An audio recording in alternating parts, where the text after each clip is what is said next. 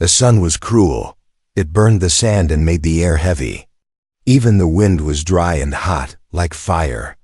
On the edge of a rocky cliff, far from the city, a woman lay still. She was not dead, not yet. Her name was Zali, and her arms were tied behind her back with rough wire. Her long white hair was dirty and stuck to her bruised face. Her body was covered with dust cuts and purple marks. Her skin, once soft and silver, now looked pale and broken. Her lips were cracked, and her throat felt like it was full of sand. Above her, 3 vultures circled. They cried out, hungry. They knew she would die soon.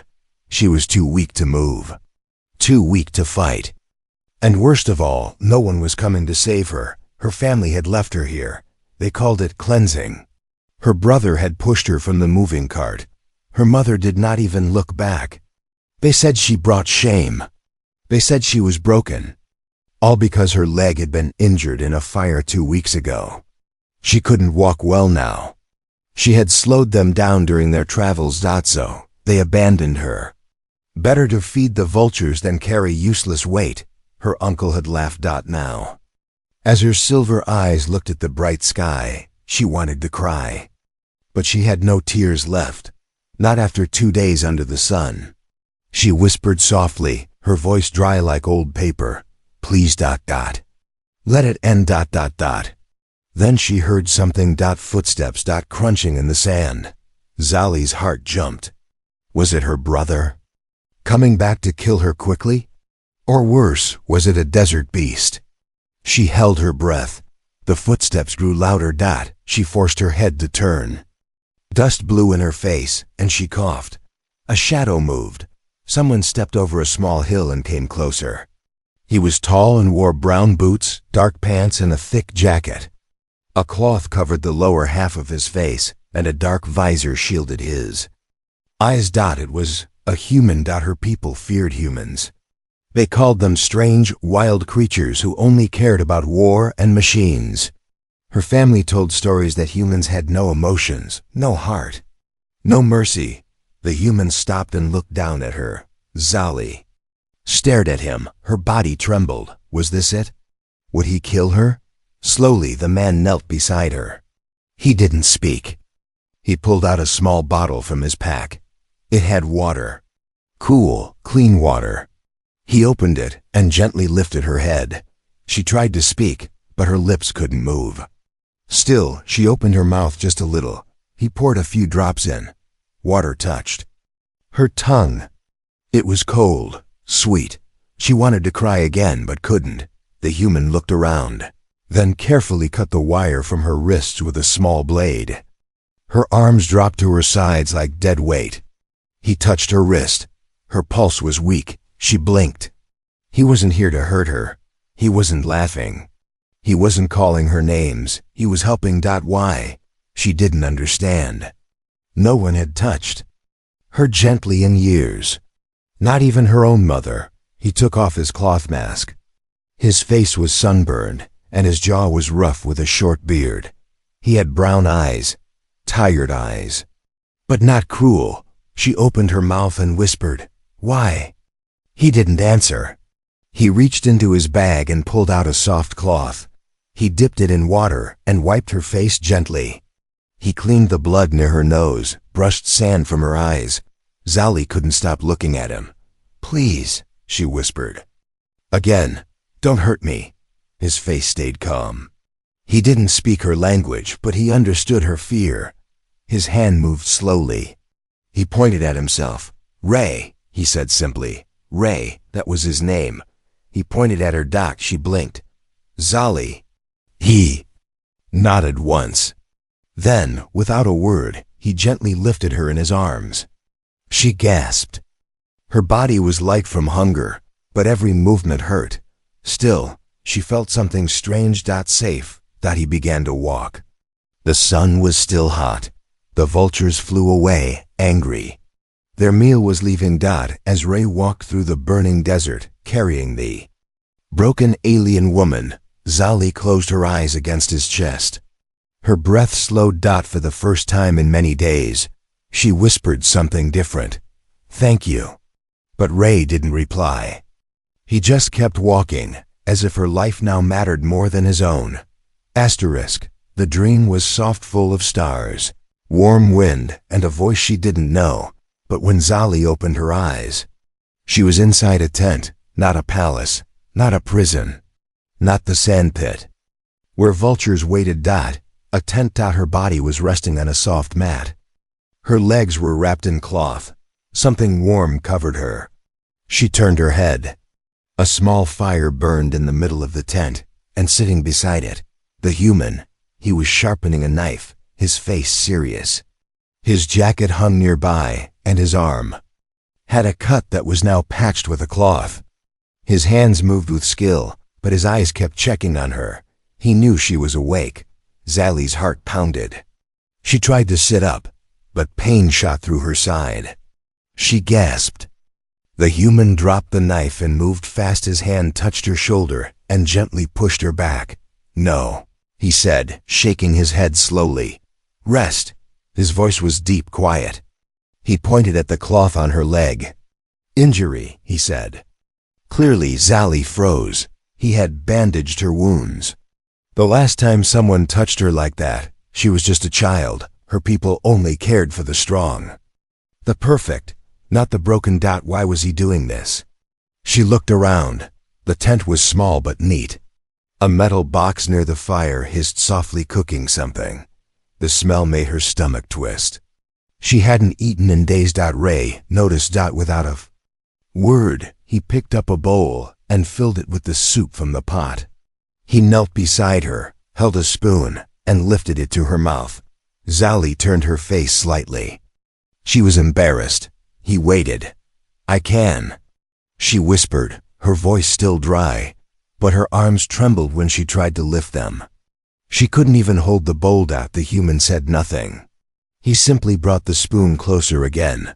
This time she accepted it. The soup was hot, strange in taste, but rich and filling. It felt like life itself was entering her body again. Tears formed in her eyes, but she didn't let them fall. "Why?" she asked softly between sips. "Why help me?"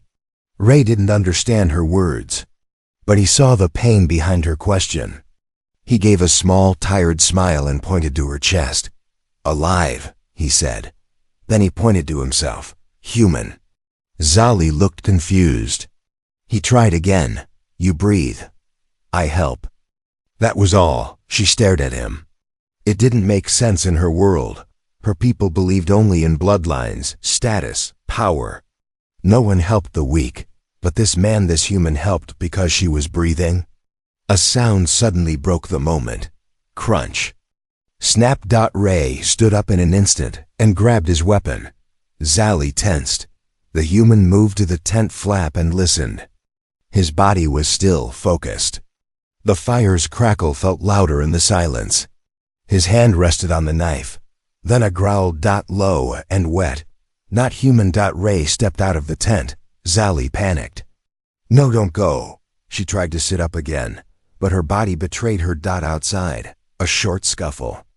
Sand kicked. Metal clashed. Then, silence. A few seconds later, Ray returned, dragging the body of a sand beast, a dog-like creature with long fangs and burnt skin. It was dead.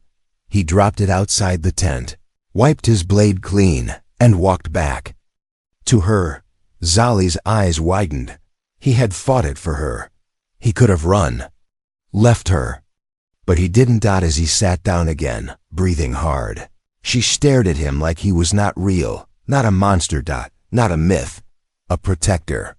"Ray," she whispered, slowly touching her chest. Then she looked at him and repeated, "Ray."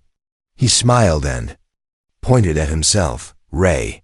Then he pointed at her. She hesitated. "Zali." His voice was careful when he repeated, "Zali." She nodded. That night, under a star-filled sky, two strangers, one human, one alien, shared silence, soup, and safety. Not a single word of the same language passed between them. But still, something deep had begun, a bond neither of them fully understood, yet. Something was breathing inside the tent. But it wasn't Zali. She woke with a cold chill on her back. The fire was almost out. The shadows inside the tent danced like ghosts. She turned her head slowly. Ray wasn't there. Her heart raced. Then she heard it again, breathing. Low, wet, close. She didn't move. She barely dared to blink. Suddenly, the tent flap opened and a heavy shape crawled inside. It wasn't Ray. It was covered in fur, with long teeth dripping saliva. Its glowing red eyes locked onto her. A sand-beast. She had seen one before once, her cousin's pet guard beast. But this one was wild, bigger, and much more dangerous. It growled and moved closer, sniffing her body. It knew she was weak. Zali wanted to scream, but no sound came out. Her body refused to obey. Her legs still burned from the injury. She grabbed the closest thing, Ray's jacket, and held it close like a shield. The beast lowered itself, ready to pounce. And then bang! A loud noise tore through the night. The beast collapsed beside her with a sharp cry. A red beam burned through its shoulder. It twitched once, then went still. Ray stood behind it, holding a strange human weapon, long, metallic, and glowing at the end. He stepped inside quickly, eyes scanning the corners. Zali sat frozen, her fingers digging into the cloth in her hands. Clear, he whispered to himself. Then he rushed to her. Zali? He asked gently. Okay? She looked at the dead beast, then at him. Her lips trembled. Yes. She breathed, not even knowing if he understood. Ray sat beside her. He looked down at her hands, still shaking. He gently took the jacket from her grip and placed it around her shoulders. She couldn't stop staring at him. He saved her again. First from the vultures. Now from the beast. But this time something felt different. She reached out slowly and touched his hand. Ray didn't move. Her people never touched humans. Her family said humans were dangerous animals. But Ray had shown her more kindness in 2 days than her family had shown in her whole life. Outside, the wind howled. More creatures cried in the distance. Ray added more wood to the fire. The tent lit up again, warmer now. Zali leaned back on the mat, eyes half closed. Why, me? She asked softly. Ray looked confused. She pointed to herself. Why save me? He looked at her for a moment, thinking. Then he picked up a stick and drew something in the sand on the tent floor. A picture, 2 figures. One was lying down. The other was reaching out a hand. Then he drew a third figure walking away with its back turned. Ray pointed to himself, and then to the one reaching out. Then he pointed at the third, and shook his head. He chose to help, even when others didn't. Zali's eyes filled with tears. She understood now. Ray lay down near the fire, not too close, not too far. He didn't speak. He didn't touch her. He just stayed like a silent wall between her and the night. Zali stared at the flame. Her people had called her useless, but this man didn't ask for her name, her rank, or her skills. He saw her pain and still chose to protect her. Slowly, sleep pulled her eyes shut again, but this time, she wasn't scared. Not of beasts, not of nightmares. Because tonight, she knew one thing. The human was watching the darkness for both of them.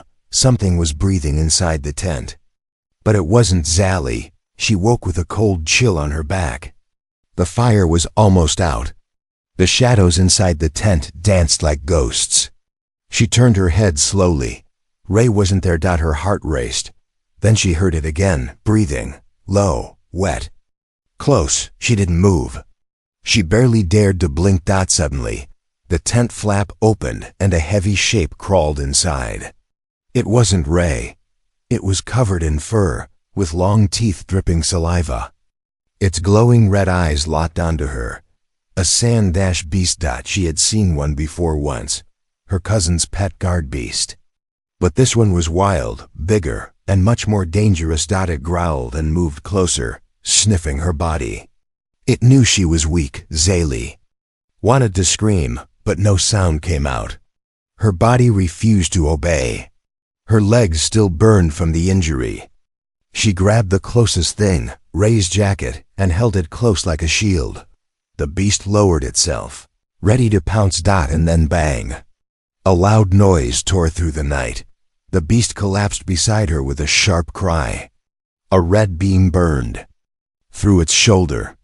It twitched once, then went still. Ray stood behind it, holding a strange human weapon, long, metallic, and glowing at the end. He stepped inside quickly, eyes scanning the corners.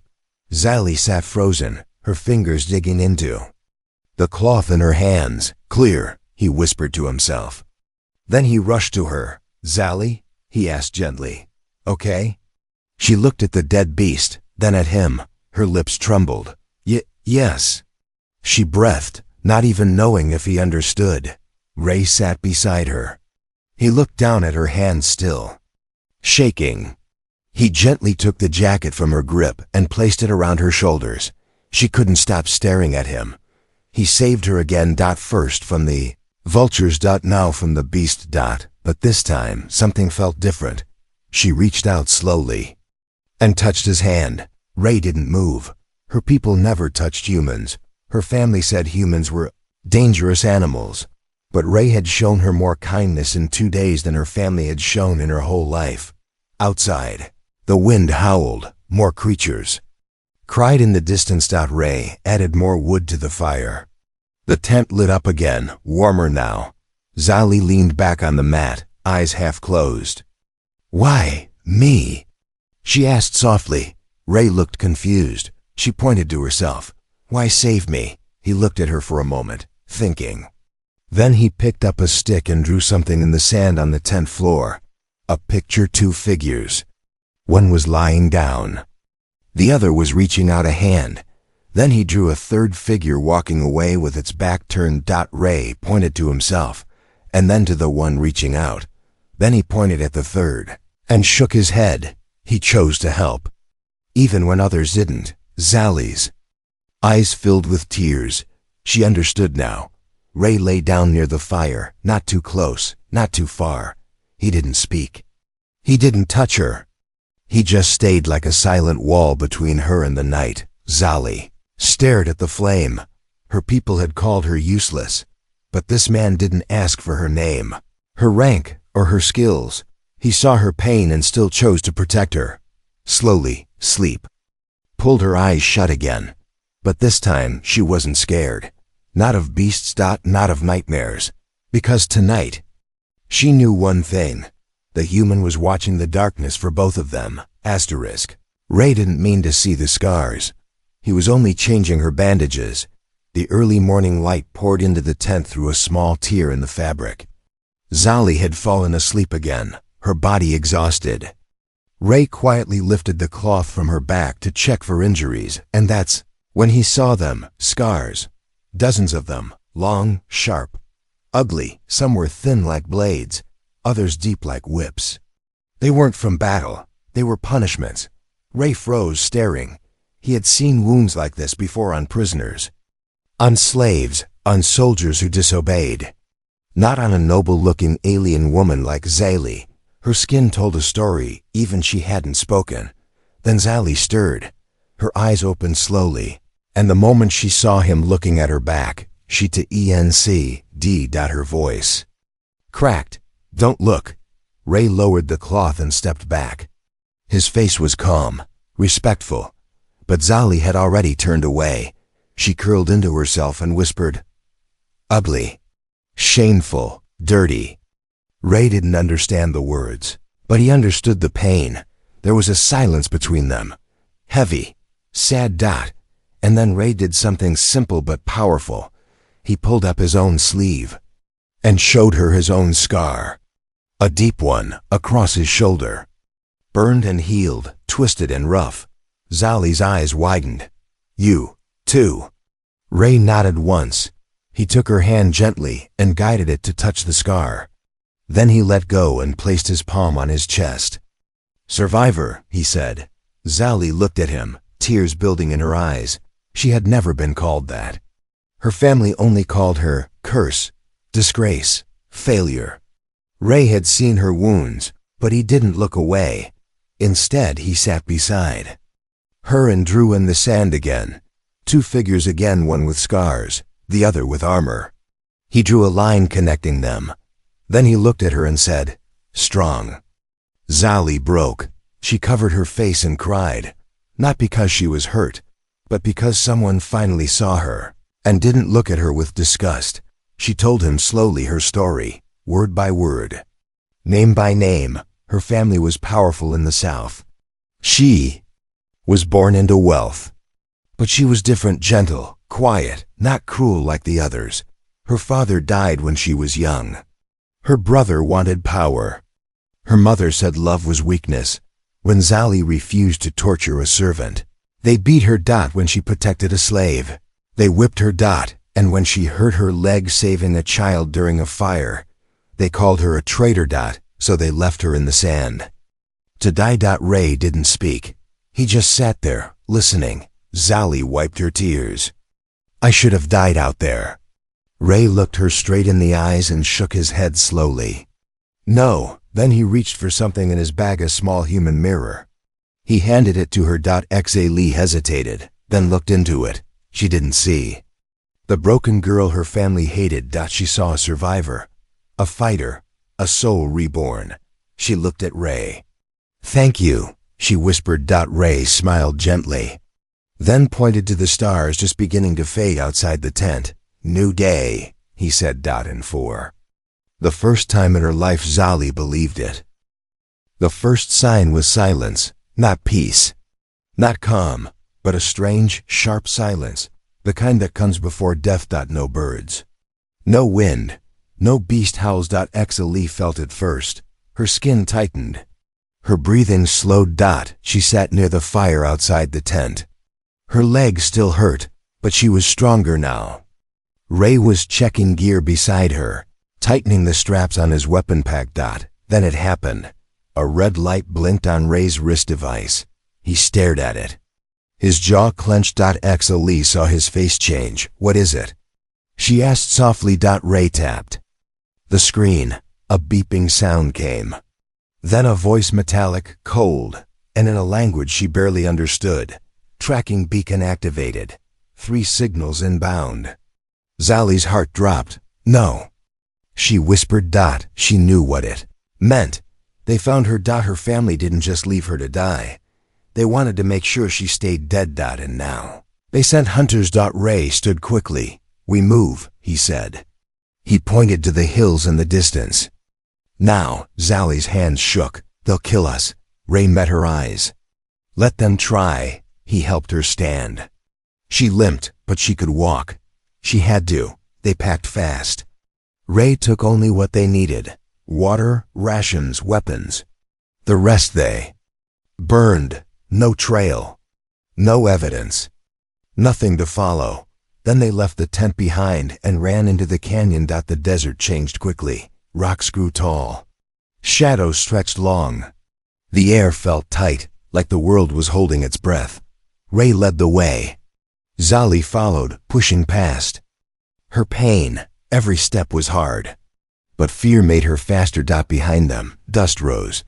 They were being followed, not by animals, by killers. Zali remembered the hunters her family used: silent, trained, cruel. No heart, no mercy. They didn't ask questions. They just finished the job. She grabbed Ray's arm. "Ray, I can't keep up." Ray turned around, looked at her swollen leg, her shaking hands. Then he did something that made her gasp. He dropped his weapon pack. "Too heavy," he said. "You matter more." She stared at him. That bag had all his supplies, his survival, but he didn't care. He cared about her. They reached a narrow path between 2 sharp cliffs. Ray slowed. He checked the map on his wrist. Then he looked at Zali. "We split." Her eyes widened. "No." He pointed to a small cave to the side. "You hide. I lead them away." She shook her head fast. "They'll kill you." He gave a small, brave smile. "Let them try." She grabbed his hand. "Ray, please." But he gently pulled away. He stepped closer and rested his forehead against hers. Just for a moment. Then he ran. The hunters arrived minutes later. 3 of them, tall, cold, wearing dark armor. They didn't speak. They followed his trail. They didn't see Exiled. She watched from the cave, shaking, breath silent, but every part of her screamed. Ray was buying her time. With his life. Back in the canyon, Ray moved fast. He left footprints, kicked rocks, made noise on purpose. He wanted them to follow, and they did. But then he stopped. Ray turned and faced the narrow bridge. Between 2 cliffs, he raised his weapon. 3 red dots appeared. 1 shot rang out, then silence out in the cave. Zali heard nothing, just her own breathing, her own heartbeat. Then, footsteps. Someone was coming. She reached for the small knife Ray gave her. If it wasn't him, she would die fighting. The shadow entered. She held her breath. Then, Zali. It was him, blood on his arm. A cut on his lip, but alive. She ran to him and held him tight. I thought, she began to cry. But Ray only said 2 words. I promised. Zali had never seen a sky like this. It wasn't purple or green like her homeworld sky. This one was blue, so wide, so bright, and the clouds. They looked soft enough to sleep on. She stood at the edge of a tall hill, wind in her hair, staring down at something even stranger than the sky. A human outpost, metal walls, solar towers, shining wires, flags she didn't understand. Machines moved along tracks, and strange voices echoed through speakers. Ray stood beside her. His arm was still bandaged from the fight. He pointed to the outpost below and said just 1 word, home. But to Zali, it didn't feel like home. It felt like a test. The closer they got, the tighter her chest became. Humans in armor stopped them at the gate. They raised weapons, their eyes going straight to Zali. One of them shouted, "Alien, put your hands where I can see them." Zali froze. Ray stepped in front of her fast. She's with me. The guards looked confused. One of them, a woman, with a cold face, stepped forward. What is she, Ray? Prisoner? Bounty? Ray didn't blink. She's a survivor. She's under my protection. The woman's eyes narrowed. Orders say all alien refugees need approval. She's not a refugee, Ray said firmly. She's a guest. The gate stayed closed. Zali stayed silent. She felt every eye on her, judging, fearing, hating. The same way her people had looked at her, but now it was a different species. Ray turned to her slowly. Trust me, he said softly. Then he raised his wrist device and called someone. Minutes passed. Then the gate opened. Inside the outpost, everything felt sharp. The ground was hard steel. The air smelled like oil and fire. Drones buzzed above their heads. Children stared at her from windows. Some pointed. One cried and ran. Ray led her through the main street. People whispered. Soldiers watched. A few cursed. Zali kept her head low. She didn't belong here, just like she didn't belong there. Between 2 worlds. And accepted by neither. They entered a small building at the edge of the outpost. Inside was quiet. A soft chair, a clean bed, a water unit. Ray turned to her. You stay here safe. She looked up. You're leaving? He shook his head. Just reporting in. I'll be back. Then he gently touched her shoulder and walked out. Alone, Zali sat by the mirror.